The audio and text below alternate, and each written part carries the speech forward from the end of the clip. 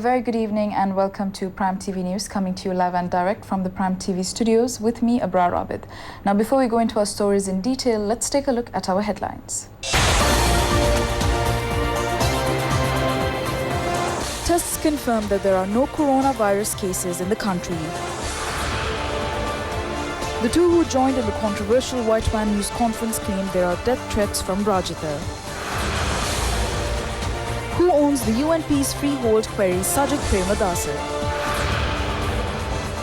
Death toll due to the coronavirus in China has risen to 81.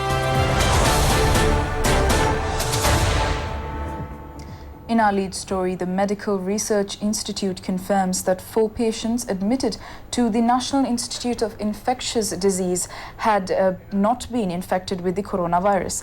Meanwhile, samples of 2 more patients are under examination. The Working Committee on Prevention of Coronavirus in Sri Lanka met today. The MRI has full facilities to examine patients who are affected with the coronavirus. Dr. Sudhat Samaravira, Chief Epidemiologist of the Ministry of Health, said that by now there is no evidence to confirm there are coronavirus cases in the country. 6 patients have been admitted to the hospital. 4 of them are negative while 2 others are being examined. He said that the people should not entertain any fear and added that they should also not restrict their day-to-day activities. If the need arises, the Health Ministry will inform them. Queries were made from Sudhat Samaravira whether there is a cure for this virus. Mr. Samaravira said that since it is a new disease, tests are being conducted on the drugs. The drugs given earlier to coronavirus are being tested on these patients by the doctors who are treating them.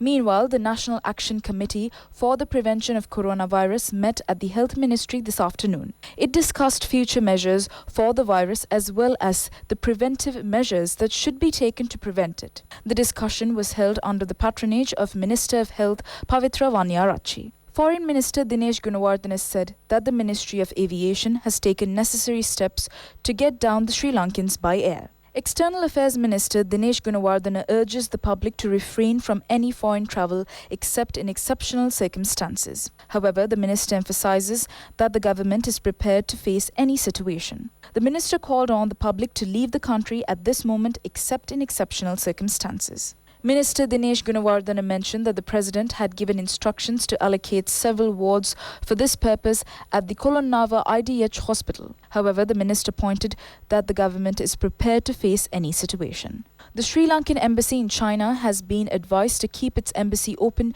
24 hours a day for information on Sri Lankans living in cities including China's Wuhan. Diplomatic arrangements are being made to expedite the return of the Sri Lankan students in Wuhan. Steps have also been taken to submit a Sri Lankan Airlines flight to the Wuhan airport.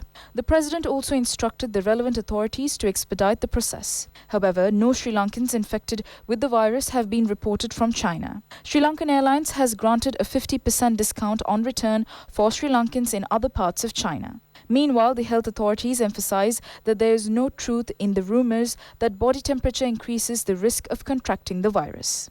Dr. Sudhat Samaravira, Chief Epidemiologist of the Ministry of Health, said that there is no truth in any of these matters. It has been found in any part of the world that alcohol is not a solution for any disease. He also pointed out that there is no truth in rumors that body temperature increases the risk of contracting the virus.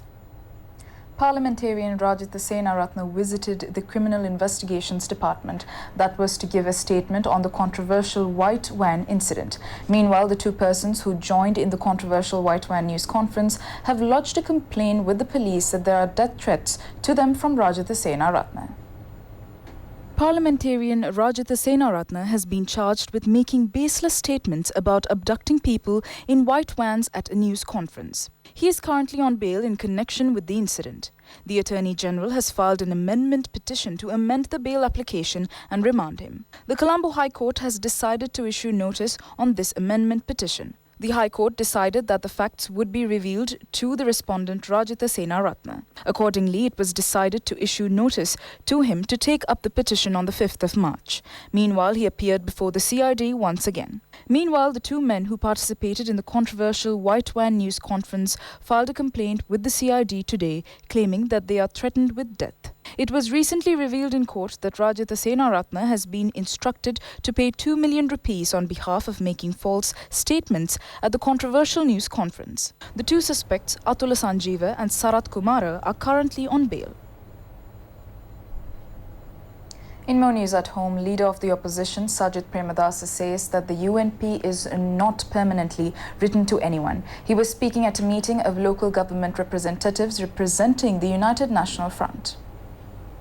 Sajid Premadasa pointed out that deal politics are taking place, saying one thing to the people and protecting them through other mysterious agreements. The party, the front and the country cannot sustain this double-standard politics. Particularly, as a party, they should consolidate internal democracy.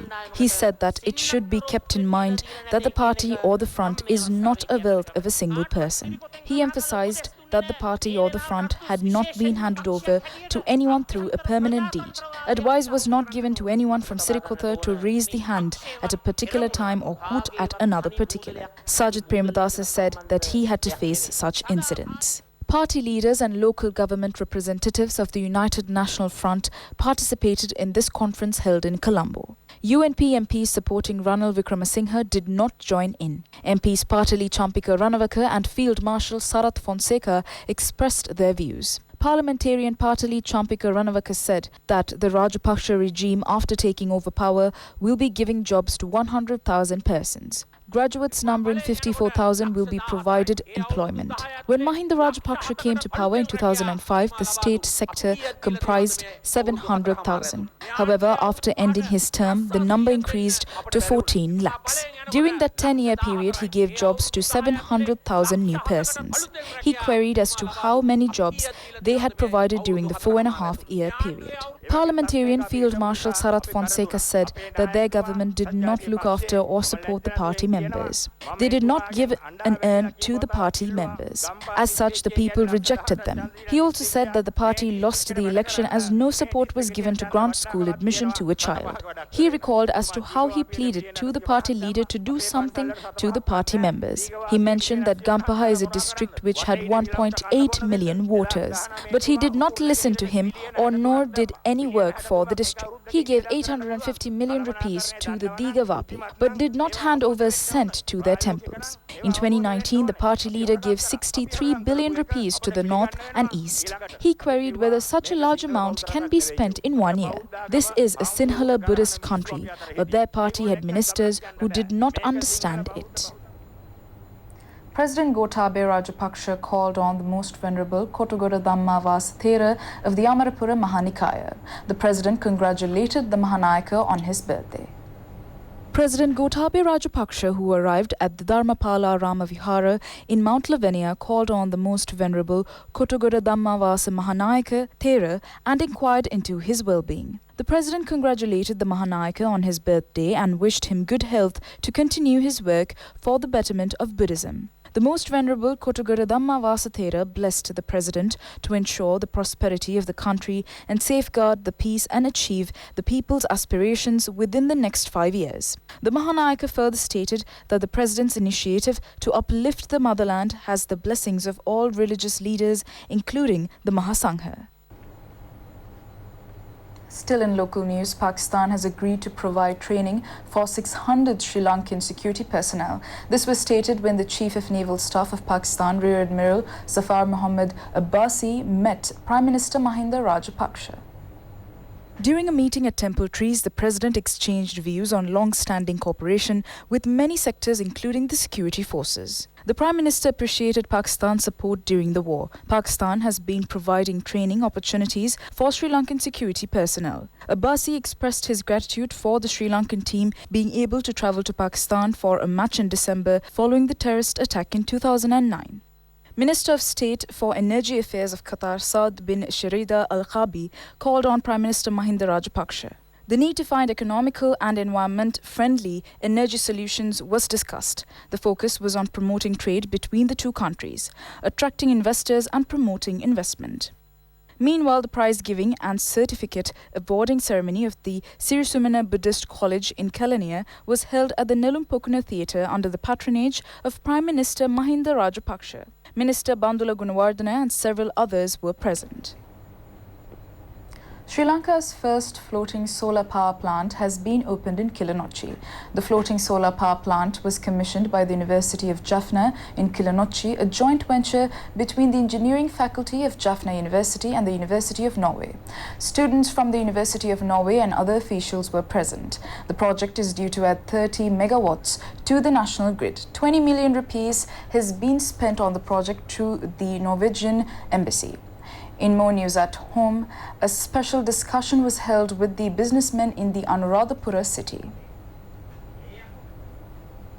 The discussion was held under the patronage of State Minister Shehan Semasinghe. The businessmen were briefed on the new methods the government has introduced to revive small and medium-scale entrepreneurs. State Minister Shehan Semasinghe said that it is not the Auditor General's department that is conducting the audit. He mentioned that a foreign group outside the Auditor General's department is conducting this auditing process. It should be mentioned that they had taken action to conduct the forensic audit other than the most serious fraud.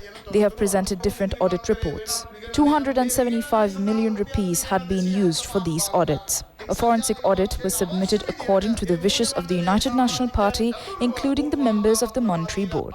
They have swept under the carpet the irregularities they had committed and have now started to point out the finger at Mahinda Rajapaksa. And that is all the news for today. Do join us again tomorrow for the very latest. For the Prime TV News team, I'm Abrar Abid. A very good evening and take care.